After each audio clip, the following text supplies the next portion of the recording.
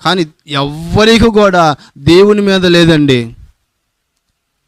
ఏదన్నా ఒక అద్భుతం చేస్తే, ఏదో ఒక స్వస్థత జరిగితే, ఏదన్నా ఒక ప్రవచనం చేస్తే, ఏదన్నా కుటుంబంలో ఏదైనా చిన్న సమస్య వస్తే అది పేరు పెట్టి పిలిస్తే ఈడే దేవుడు.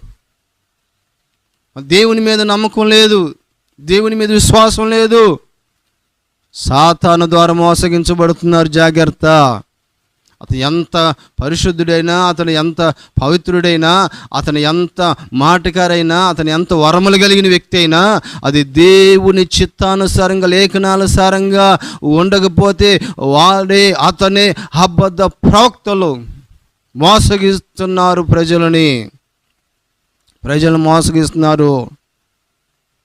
దేవుని వాక్యం వినకుండా, సత్యం వినకుండా వారి మనోనేత్రములు మూయబడుతున్నాయి.